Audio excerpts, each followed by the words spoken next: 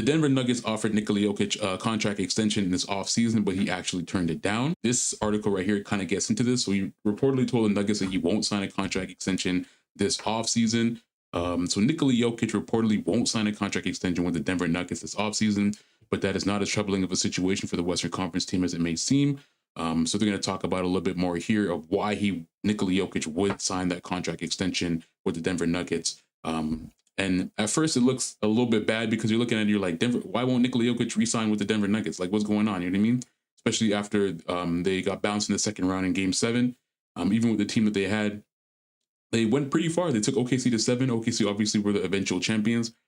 In my personal opinion, when you lose in the playoffs to the eventual NBA champions, you can't be that angry. You know what I mean? Like your team put your best foot forward. So to lose to the eventual NBA champions is not that bad. So Benedict Durando of the Denver Post reported Tuesday that the big man told the Nuggets he will wait until next offseason to engage in contract talks. There is no urgency since he signed through 2026-2027 season with a player option in the 2027-2028 campaign.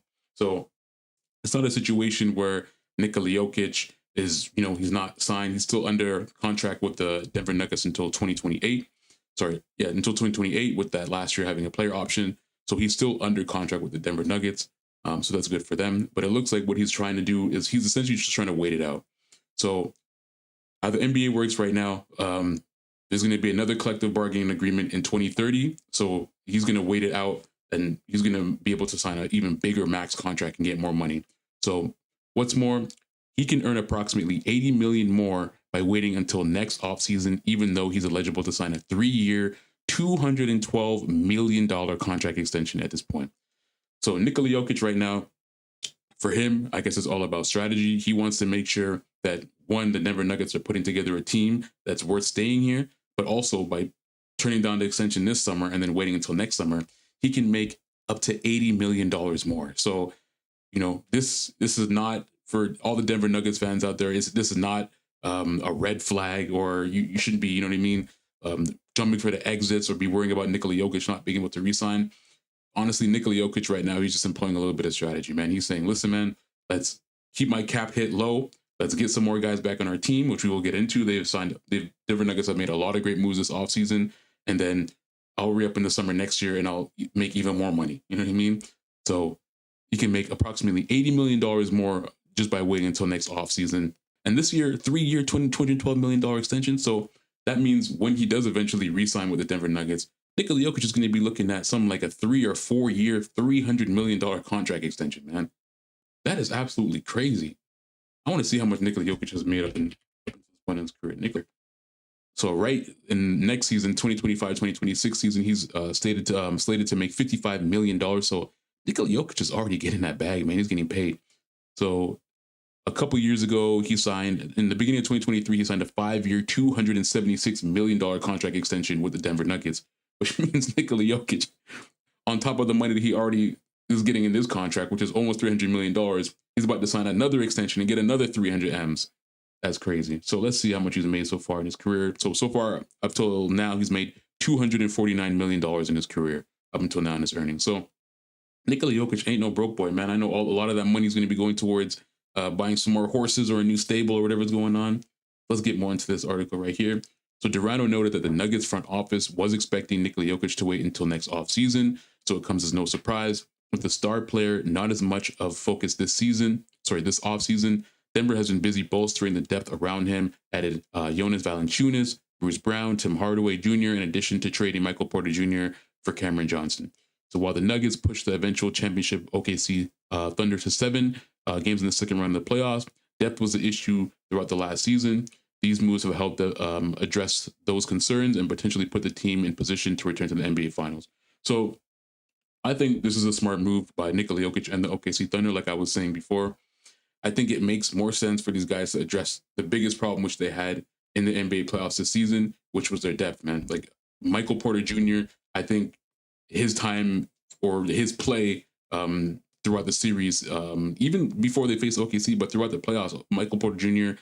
did not really show up. I mean, he had a couple games where he had a couple good games, like overall in the playoffs, but when they needed him most, man, he was not hitting those shots. He was absolutely abysmal in that OKC series. So I think for them to make that trade that was pretty solid. But the Denver Nuggets have been extremely busy. The main issue with the Denver Nuggets was that Jamal Murray wasn't himself. He may have a flash in the pan. He may have 1 game, 2 games where he plays extremely well, but Jamal Murray was extremely inconsistent. You had Michael Porter Jr., who was pretty much always inconsistent throughout the NBA Finals. Throughout the NBA playoffs. So they just needed that extra depth, man. I mean, it got to a point where Nikola Jokic was doing damn near everything, and you cannot expect to get back to the finals or to go in a deep playoff run when you only have one guy who's doing everything and your team doesn't have any depth, man. So that's the issue that they ran into. But despite that, they still went to they still had OKC in 7, which, if you look at that from a general manager's perspective and from the coach's perspective, you're pretty happy with that, man. You're looking at the fact that you took the eventual NBA champions to 7 games, even though you didn't have as much depth on your team. You know that you just need to add a couple pieces, be able to sign some players in the offseason, which is exactly what they did, and they can get back there. They brought back Bruce Brown on a 1-year deal. So Bruce Brown, if y'all didn't know, during the Denver Nuggets run and their eventual championship in the 2023 season, I believe it was, Bruce Brown was extremely important to that run. He was like an absolute rocket, a ball of energy off the bench for the Denver Nuggets. So for them to be able to bring him back on a 1-year deal is extremely pivotal, especially when you need that extra depth. Having Bruce Brown off the bench coming there, extremely great. I think after the Denver Nuggets won the championship, he signed a deal. I remember he signed like a pretty big deal with another team. I don't remember which one it was. He signed with the Indiana Pacers on a 2-year, $22 million contract.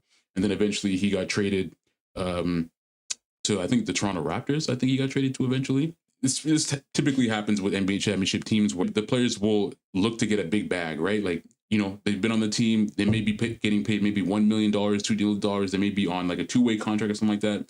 So they'll try and get that bag, So for him, he had no choice really but to leave. And Denver obviously wasn't going to be able to match what another team was going to give him. So they had to let him go. So this is perfect for Denver because in actuality, after winning the championship, they really do want to keep a guy like Bruce Brown. But because of how the NBA cap and everything works and other teams offering him that money, which if you want to keep Jokic, if you want to keep your main guys, you can't really do, And at that time, they just gave Michael Porter Jr. a lot of money. They gave Jamal Murray a lot of money. But yeah, and then here we're going. Speaking of Michael Porter Jr., so Michael Porter Jr., if y'all didn't know, he got traded to the Brooklyn Nets for Cam Johnson. Michael Porter Jr.'s contract was also extremely large as well too. So for the Denver Nuggets to be able to stay under the second apron, they really, really needed to offload some players, and this is one of the first things that they did. They got rid of Michael Porter Jr. Michael Porter Jr. says that he felt like he met his ceiling with the Nuggets that plateaued before the trade. So we'll go into this article right here. So Michael Porter Jr. says that he felt his ceiling with the Nuggets plateaued before Nets trade. So Michael Porter Jr. is appreciative of the time in the Denver Nuggets, but he believes he can reach a higher ceiling with a larger role in the Brooklyn Nets. And so what he says, quote, "I'm really excited for the next chapter out here in Brooklyn," he said in a YouTube video he posted on Wednesday. "Over there in Denver, I feel like my ceiling had kind of plateaued. We just kind of had a way of playing and how Jokic plays, how Jamal plays, and that 2-man is great and very potent. That's how we play, and I'm appreciative of the way we played. We ended up winning a championship, but I do feel like my ceiling in Denver kind of plateaued a little bit. I'm excited for this next chapter in Brooklyn." And based on what we saw with him, man, I completely agree with this guy. He got to a point where he was not very consistent throughout the playoffs. He may have 1 or 2 flash in the pans where he has a really good game, but for the most part, especially when they needed critical shots, he was not making them shots. So I think Denver made the right move. I think so far this offseason, you got to give Denver pretty much an A+ for everything they've done, man. They got Bruce Brown back, who's an absolute bolt of energy off the bench for them. So they're able to get that guy back, add some depth. They got Cam Johnson to get that extra shooting off the bench to replace Michael Porter Jr.